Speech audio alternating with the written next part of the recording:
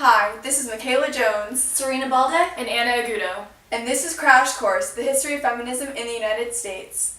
In the next 5 minutes, we will learn what feminism is and what it wasn't throughout history.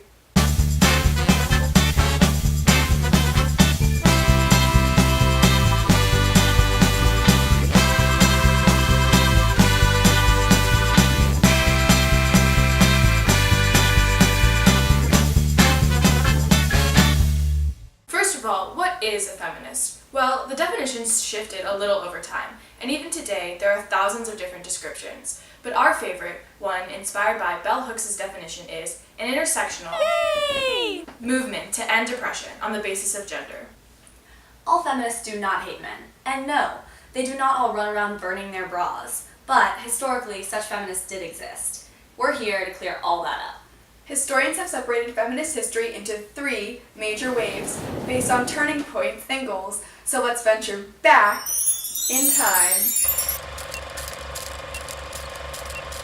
The first wave was influenced by urban industrialism, World War I, Enlightenment values, and most of all, the abolitionist movement. It was characterized by women getting the right to vote, laws about women's rights to education, employment, property, and more. Can you imagine women didn't have a say in their country's government? They were expected to sit at home and drink tea all day. Instead, they fought back. So who does they entail? Who is involved in this wave? What we really should be asking is who is allowed to be involved. White, upper-class, straight women were the most and sometimes only relevant members. Black citizens and other people of color, like Sojourner Truth and Frederick Douglass, were often excluded from the center of the movement, although they made their voices heard through separate outlets. They were cool like that. This tension created a split in the women's suffrage movement after the 15th Amendment was passed. White women, like Alice Paul, believed that women's suffrage came before civil rights and formed the National Women's Suffrage Association, while other women continued to include African American men and women in the movement and formed the American Women's Suffrage Association. Despite racial divides, the first wave was revolutionary for American feminism.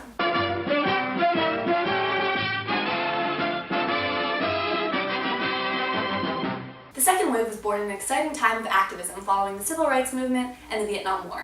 Events and legislation of this wave included the famous Miss America protest, the emergence of the birth control pill and the Roe v. Wade decision, and the Title IX and Civil Rights Act, fighting for equal pay for equal work. That means it's time for our mystery document. All right, time for the mystery document. Rules. If I read this unlabeled document, if I get it wrong, I shock myself with a shock pen. Really hope I don't get it wrong. The problem lay buried unspoken for many years in the minds of American women. It was a strange stirring, a sense of dissatisfaction, a yearning that women suffered in the middle of the 20th century in the United States. Each suburban wife struggled with it alone. This is a document from 1963. Betty Friedan, feminist Misty? I was right! Now, after another 40 years, did the second wave really include everyone? Well, not quite. Women of all races were theoretically included, an improvement from the last wave, but in actuality, white women were still kept in the spotlight. People like Gloria Steinem became the face of the second wave, while equally qualified black feminists like Dorothy Pittman Hughes were cast aside. Lesbian women also participated in the second wave, but were kept to the fray of the mainstream movement, in fear of inciting the already prominent lesbian label. Such labels of second wave feminists contributed to the decline of the feminist activities and activism, until later invigorated by the third wave. Coming soon to own on video and DVD. The third wave began in the 1990s and was most influenced by changes in politics, Clarence Thomas's Supreme Court appointment as Anita Hill accused him of sexual harassment, and the importance of intersectionality. Yay! This wave emphasized the right of all people, regardless of sex or gender, to be able to make their own choices with progressive ideas such as a more unified feminist movement, disavowing stereotypes in gender performance in society, gender and sex fluidity, transgender feminism. Everyone, regardless of background, was at least active or welcomed as a participant in the third wave, although it was not until later in the 21st century when we started to see minority women leading the charge. There is still a long way to go, but the intersectional approach to the third wave was a huge step for the movement. About time. After learning very briefly about feminist history, it seems easy to see that feminists are simply striving for the right to choose, whether that be the right to vote, The right to contraceptives, Or the right to marry whomever you please. However, today many people believe we have transitioned into a fourth wave of feminism. If we are in a fourth wave, a stimulus for this new wave could be the reaction and activism following Trumpism. After the election, there was a movement to organize which culminated in the Women's March on January 21st, 2017. Future historians might characterize this fourth wave by the increased role of technology, especially the increased use of smartphones, which has allowed the feminist movement to be accessible to more people. More importantly, this fourth wave has intersectionality as one of the main goals, where the movement would allow women of all different backgrounds to truly be able to lead. This was demonstrated through the organizers of the Women's March.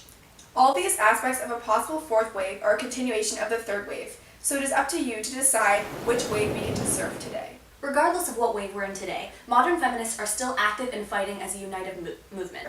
We have learned from our mistakes and are using the lessons of our feminist predecessors to forge into the future. The best part is that you can do this too. Intersectionality and inclusivity don't just apply to its participants. Intersectionality also applies to the identity of our leaders. As activists, we can do this by participating in communities fighting for change. Feminism is neither an on or off switch, nor a label for you to just use because feminism is trendy. We try to keep feminism in mind throughout our everyday lives because we know every action counts. Listen and educate yourself because no person is a perfect feminist, but what we can do is improve. Thanks for watching! See you next time!